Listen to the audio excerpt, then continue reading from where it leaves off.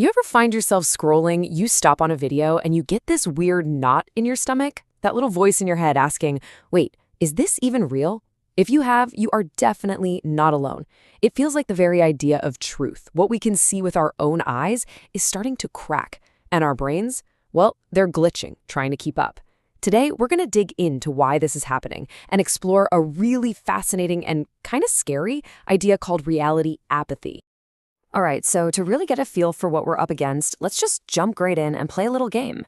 I'm about to show you two video clips, side by side. One is real, the other is 100% generated by AI. Your only job is to figure out which is which. Ready? Let's see how you do. Okay, take a good look. Really zoom in on the details if you can. Look at the way the light hits the skin, the little micro expressions, what's going on in the background. Is it clip A or is it B? You've got 3 seconds. Go with your gut. 3, 2, 1. All right, lock it in. So, what did you pick? The real one is, you know what? It almost doesn't matter anymore, does it? The truth is, it's getting nearly impossible for anyone to tell the difference. And hey, if you hesitated, or even if you got it wrong, you've just proven the whole point of this. The tech isn't just getting good anymore, it's basically invisible. And that leads us to the real danger in all of this. See, for years, the big fear was always, oh no, we're going to be tricked into believing fake things. But the actual, more sneaky danger is the complete opposite.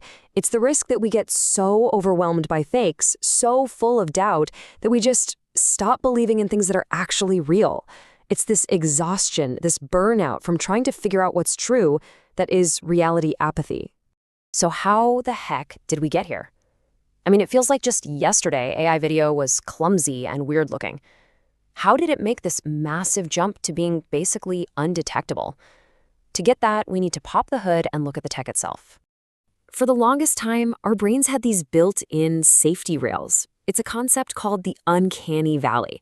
You know that creepy feeling you get when you see a robot or a CGI character that's almost human, but something's just off? The eyes are dead, the skin is like plastic. That was our brain's alarm system screaming, warning, fake. But those alarms have stopped working. So, what was the secret? Well, one of the huge breakthroughs is a wild-sounding concept called subsurface scattering. Here's the deal. Older AI was just trying to copy a picture of skin, but modern AI learned the actual physics of how light works. It learned how light doesn't just bounce off our skin, it actually goes into the top layer, bounces around with the blood and tissue, and then comes back out. The AI stopped being an artist and became a physicist, and our brains just weren't built to argue with the laws of physics. So now that we have this perfect illusion of reality, it does more than just trick our eyes. It actually opens up this giant psychological loophole. It gives bad actors a brand new weapon that, get this, uses our own skepticism against us. It's called the liar's dividend, and it is frighteningly effective. The idea is, once everyone knows that perfect fakes are possible, you don't even have to bother making one. If a real video comes out showing you doing something wrong, all you have to do is point at it and say, nope, that's a deepfake, AI generated.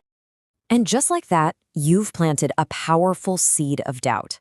The claim that a real video is fake suddenly sounds plausible enough to just muddy the waters. We, the public, are caught in the middle, and after a while, we just get tired of figuring it out. It becomes way easier to just throw our hands up and say, well, I guess you can't trust anything anymore. So what is it about us that makes us so vulnerable to this kind of apathy?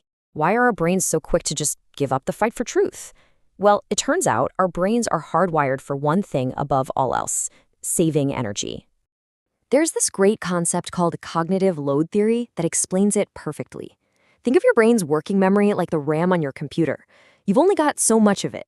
And doing really complex mental tasks, like fact-checking a source or analyzing a video for subtle flaws, is what scientists call metabolically expensive.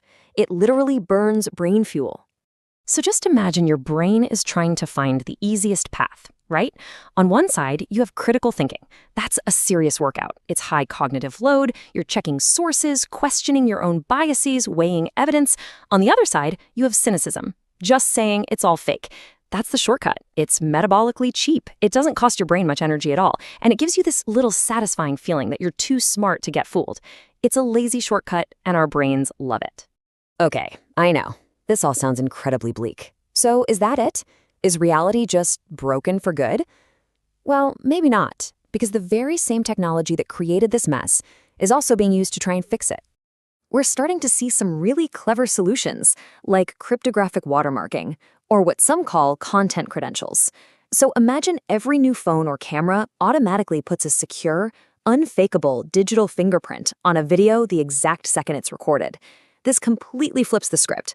We can move from the old model of trust but verify to a new, much safer standard, verify, then trust.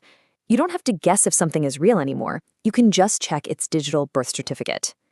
So I want to leave you with this one final thought. The next time you're scrolling and you come across a piece of content that just perfectly confirms everything you already believe, a video that feels like it was made just for you, just pause for a second and ask yourself this question. Am I really looking at reality, or am I just looking at what an algorithm knows I want to see?